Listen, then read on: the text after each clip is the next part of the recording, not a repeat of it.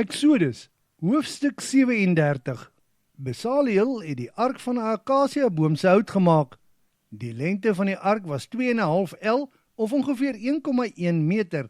Die breedte daarvan was 1,5 L of ongeveer 700 mm en die hoogte was ook 700 mm. Die ark het hy binne en buite met suiwer goud oorgetrek. Hy het ook 'n goue rand rondom aangebring. Toe het hy 4 goue ringe gegiet en dit aan die 4 pote van die ark aangebring. Daar was dus 2 ringe aan die een kant van die ark en 2 ringe aan die ander kant van die ark. Van akasiahout het hy die draaghoute gemaak wat hy toe met goud oorgetrek het. Die draaghoute het hy toe weerskante van die ark deur die goue ringe gesteek sodat dit daarmee gedra kan word. Die versoendeksel van die ark het hy van suiwer goud gemaak. Dit was 2,5 L of ongeveer 1,1 meter lank en 1,5 L of ongeveer 700 mm breed. Hy het ook 2 gerubs van goud gemaak. Dit het op die 2 punte van die versoendeksel gestaan. Daar was dus 1 gerub op die een punt en die ander gerub op die ander punt. Die gerubs aan die 2 punte van die versoendeksel het daarmee een geheel gevorm. Met die vlerke oopgesprei na bo en met die gesigte na mekaar toe het hulle na die versoendeksel gekyk. Die vlerke het die versoendeksel beskud. Die tafel het hy ook van die hout van 'n akasiaboom gemaak.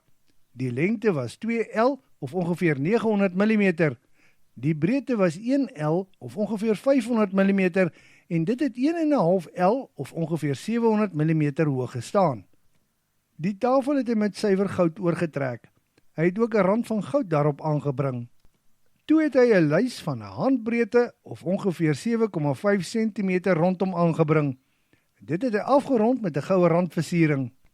Daarna het hy die 4 ringe van goud gegiet wat op die 4 hoeke van die 4 pote geheg is. Dit het gedien as houers vir die draaghoute waarmee die tafel gedra moes word en was naby die lys. Van akasiahout het hy die draaghoute gemaak wat hy toe met goud oorgetrek het. Van suiwer goud het hy ook al die gereedskap en toebehore van die tafel gemaak. Skottels, rookpanne, asook komme en kanne waarmee die drankoffers gegiet moes word. Van suiwer goud het hy ook die kandelaar gemaak. Die kandelaar het 'n eenheid gevorm met sy voetstuk, staander, kelkies, knoppe en blomme. Daar het 6 arms uit die kante van die kandelaar gegaan, 3 aan die een kant en 3 aan die ander kant. Daar was 3 kelkies wat soos amandelblomme gelyk het aan die eerste arm met 'n knop en 'n blom. Dieselfde was ook op die ander 5 arms. Daar was ook 4 kelkies wat soos amandelbloeisels gelyk het, elk met sy knoppe en blomme op die kandelaar self. Daar was ook 'n knop onderaan elk van die 3 paar arms wat uit die kandelaar gegaan het. Die arms en die knoppe was alles uit 1 stuk suiwer goud gevorm as 'n eenheid. Toe het hy die 7 lampe daarvoor gemaak van suiwer goud. Die snuiters en die bakkies was ook van suiwer goud. Hy het die kandelaar met al sy toebehore van 'n talent of sowat 34,2 kg goud gemaak. Van die hout van die akasiaboom het hy die reukaltaar gemaak. Dit was 'n L of ongeveer 45 cm lank en net so breed. Dit het 2 L of ongeveer 90 cm hoog gestaan en was vierkantig.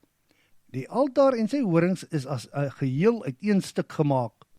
Die altaar se bokant en sykante, asook die horings, is reg rondom met suiwer goud oorgetrek.